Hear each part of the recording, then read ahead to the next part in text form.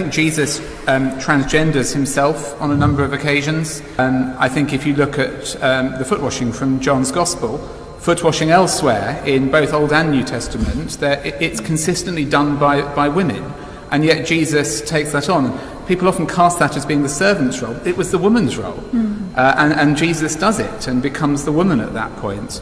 Boy, oh boy, oh boy, oh boy, oh boy. We got to talk about a story that you only really seem to get in relation to Christianity, because the woke revolutionaries are not brave enough to do this to other people's religions like Islam, right? And we'll talk about that a little bit later.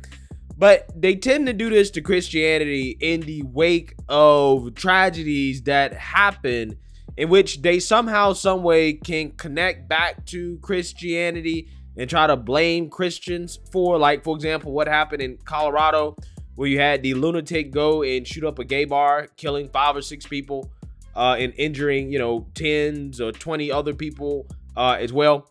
For whatever reason, the View found a reason to invoke Jesus and Christians into the conversation around this mass shooting. And Sonny Holson went as far as to claim that Jesus would have been the leader of a pride parade. Take a look. For who they were, and someone came to that place. And that's what's so sad. And I don't know that they hide behind religion, because I said this on this show once before. Jesus would be the Grand Marshal at the Pride Parade. I don't mean about gay people. I mean in every argument we have. But here's we weaponize religion. Here's my question. But it's wrong. If you're so afraid, why are you going over there? Yeah. If they scare you so much, leave them alone. When stuff scares me, I leave it alone. If I don't want to be bothered, I don't go there. See, that's the problem. Yeah, I don't know what the Colorado mass shooting has to do with Christianity, considering how we don't know a motive yet at all. I really don't know. But again, the leftists, they love an opportunity to try to attack Christianity because they hate Christians, right? They hate morality. Like, for example, watch this full-blown meltdown from Cenk Uygur on the Young Turks, in which, again, he takes his opportunity to express his hate for Christians. Yes, sure, they have massive blame. The Republican Party is 100% guilty. They have passed over 600 laws against the LGBTQ community just since 2018. 100% guilty. If you're a Republican, you drove this hatred. You drove it. It's your fault, okay? But my point overall is, guys, it isn't just the last couple of years where they drove that hatred. My whole life, right-wing religious leaders have said, hate gay people, hate them, hate them, hate them. I'm not saying hate the sinner, but the sin, they're sinning. It is not a goddamn sin. It isn't. If it is, then eating shrimp is just as bad, and you will roast in goddamn hell for it.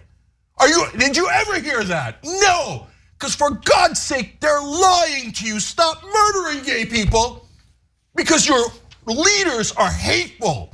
They're drenched in blood. You think there's not going to be another shooting at a gay club or anywhere else involving LGBTQ people? You're crazy. Of course there's going to be another shooting. And of course it's going to be a right winger.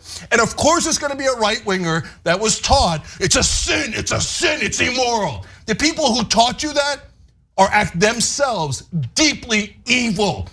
And in your lingo, they're satanic. Yeah, so this is the playbook that comes from the left, right? They either bastardize Christianity, which is what Sonny Holson just did, and everybody knows that Jesus would not be the leader of a pride parade. Again, I think anybody who's ever read even like a small portion of the Bible should understand where the Bible stands on that issue. So we know that's not true, right? But again, they bastardize Christianity in ways that they would never do to other religions like Islam, because again, Christians are so tolerant, okay?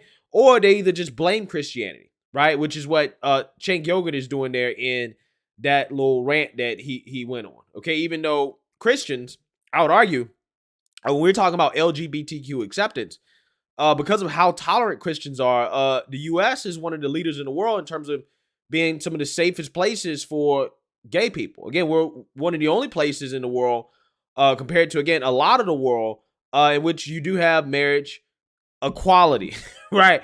So I'm just saying, I would argue without the tolerance of Christianity, gay people wouldn't have nearly as many rights as they do.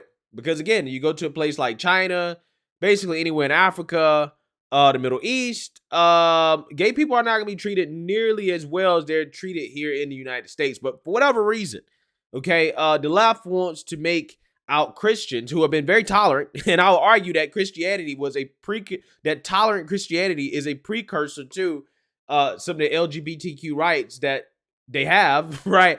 Yeah, let's just blame Christians, right? Just attack Christians and bastardize Christianity. And this story right here is probably one of the worst bastardizations of Christianity I've ever seen in my life. Again, they would never do this to any other religion. As some woke dean, right, at Trinity College says that Jesus Christ could have been transgender for probably the silliest reason I've ever seen in my life. But let's read this, because this honestly, again, if it wasn't so blasphemous, it would be comedy. So let's read here. University of Cambridge Dean Michael Banner has said that it is a legitimate view to believe that Jesus Christ, the Son of God, was actually transgender. His claim was made following a disagreement regarding a sermon by a research student at the university who stated that Christ had a trans body. The sermon was given by junior research fellow Joshua Heath at Trinity College last week, the Telegraph reports. Heath's supposition was based on his observation that the Renaissance and medieval paintings showing the wound on Christ's side look like female genitalia. Yeah, so there are 5 holy wounds, right, that were on Jesus, and one of them was in his torso, okay? And the argument is that because in the painting, in the depictions of one of these wounds, it looked like a vagina, therefore Jesus could have been transgender.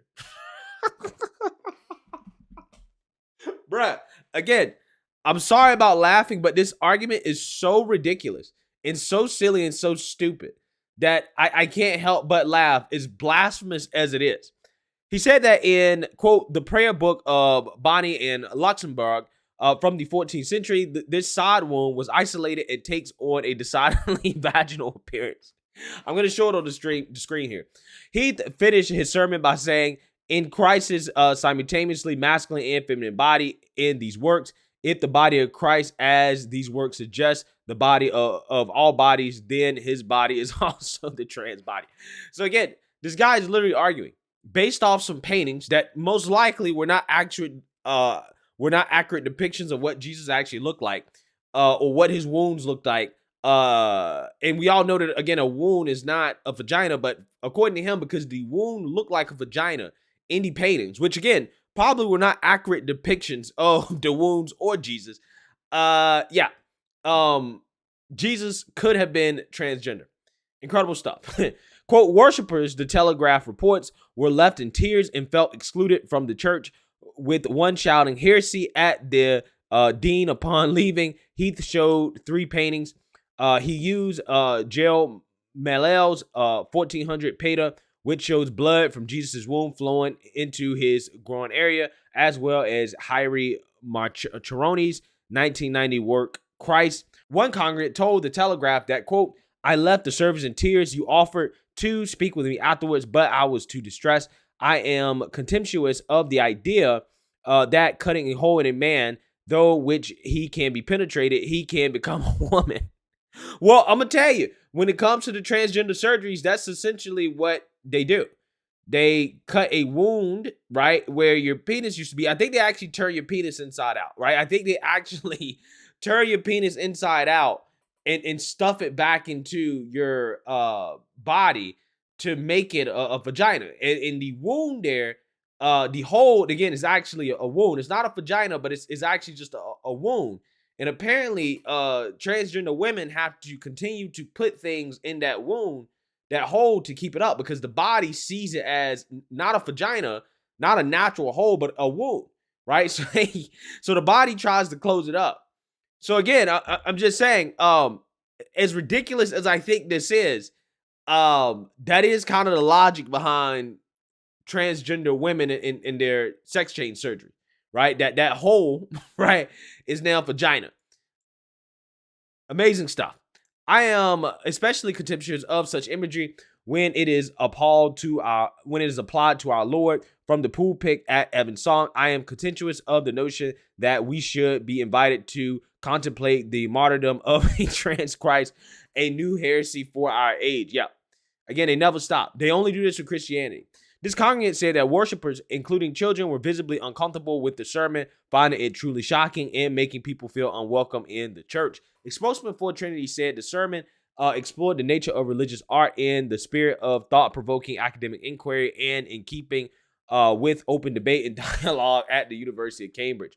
For his part, Banner defended the sermon, saying, quote, it suggested that we might think these images of Christ's male/female body as providing us with ways of thinking about issues around transgender questions today.